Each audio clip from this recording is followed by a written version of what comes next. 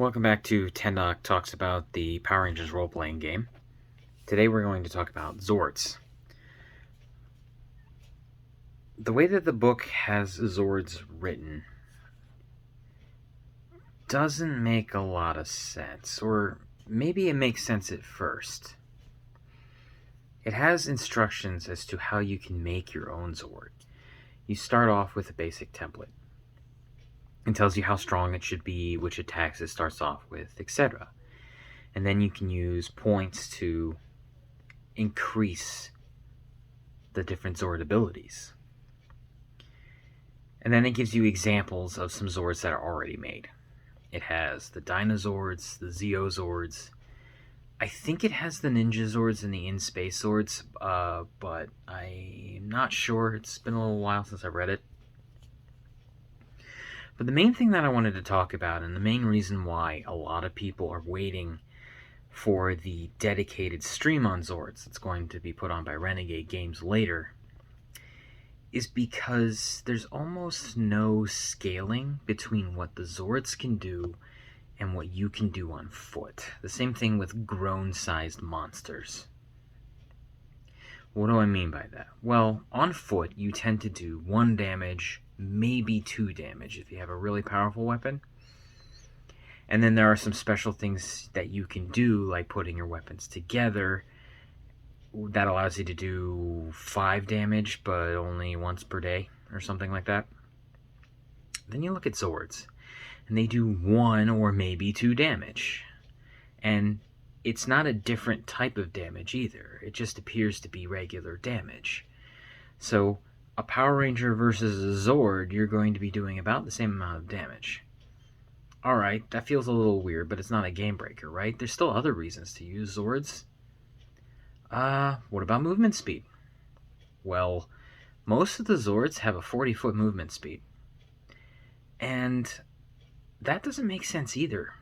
An athletic Origin Power Ranger can go 40 feet in 1 round. Shouldn't Zords be a lot faster? Even if they have a really bad method of transportation, 1 step should be much farther than 40 feet. So a lot of us are thinking maybe they mean like 40 feet in Droid, in like a Zord scale. So that would be 8 squares of movement. They even mention like rescaling things once the Zord get involved in the book, but it doesn't seem necessary since none of the Zords can move faster than 40 feet. So they do the same damage, they run at the same speed. So what's the advantage to using them? Well, as it turns out, there's actually disadvantages for using them. So if you're a Power Ranger, means you're about medium-sized. If you're a Zord, you're probably somewhere in the ballpark of gigantic. Well, in the Power Rangers role-playing game, you get a bonus to hit things bigger than you. And that wouldn't be such a big deal, except that in this system, critical hits can sometimes be determined by the number of shifts you get.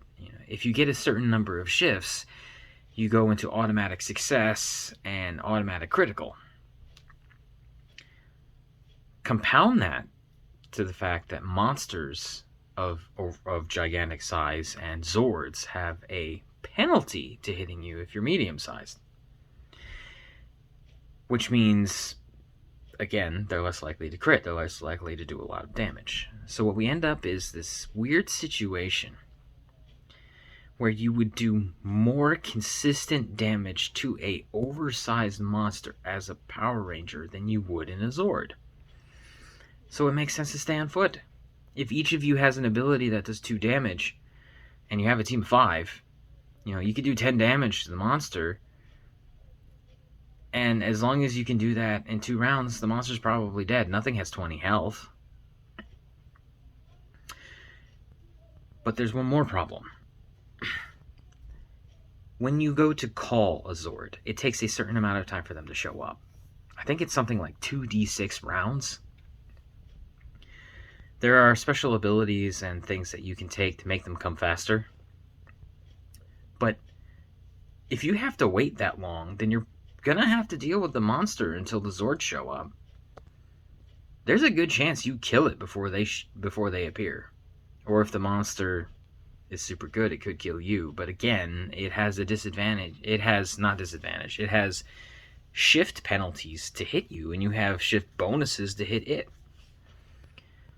But let's say you just hide until the Zords show up. That's fine. You can do that. Shouldn't be too hard. The Zords show up, maybe 7 rounds later, and you're each in a Zord, and you're each doing 1 or 2 damage, and someone suggests that you turn into a Megazord, but why? The action economy is in your favor right now. You're attacking once or twice a turn, you're doing 1 to 2 damage. The Megazord, when all of the Zords are combined, do less damage, and now only one of you is in control. It's less fun, it's less effective, there's less health to go around, there's less damage to go around. But even if you wanted to make a Megazord, according to the rules, you have to use your Zords for a certain number of rounds before your Zord will accept the fact that it needs to turn Mega. Like, basically, there's a roll that you have to do before your Zord will let you turn into a Megazord. It's like it's almost like it's assessing the danger, because all of the powers connected to the Morphin Grid require you to be in a certain level of peril before it will let you use them, because Rangers are not supposed to escalate things. But a lot of people are complaining about how long it takes Zords to be able to come out, and even once they come out, their stats don't seem right.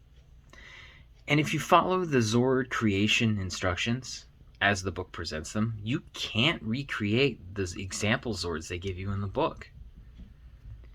They have too many abilities.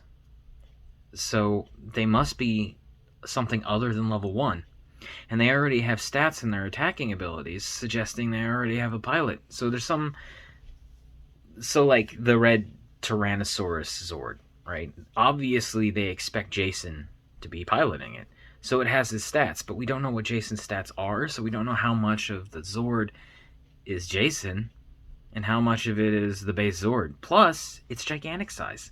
Now, I know I've already said this a couple of times, but Zords don't start gigantic. They start large.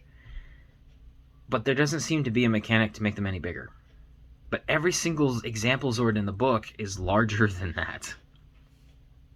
So there's just stuff missing. Like, the Tyrannosaurus Zord has +3 armor on it, and there doesn't seem to be a mechanic that does that. So it's too big. It has armor. It has extra attacks. Now, there is an extra attack perk or bonus that you can buy for Zords, but the math just doesn't work. You can't recreate the Tyrannosaurus Zord using the rules, and a lot of us have complained about that. So it's been a couple of weeks now that we've had this system, and we can't use Zords as they're written. They're not ready. Renegade has promised us that there's gonna be a stream dedicated to Zords, but honestly, it's almost like they're gonna have to redo all of the rules for us to use them, or introduce this idea of like special Zord damage. Like, maybe you can't damage overgrown monster unless you're in a Zord. That would make sense. But right now that's not a rule. They would have to change the rules to make that work. Anyway, stay tuned for more.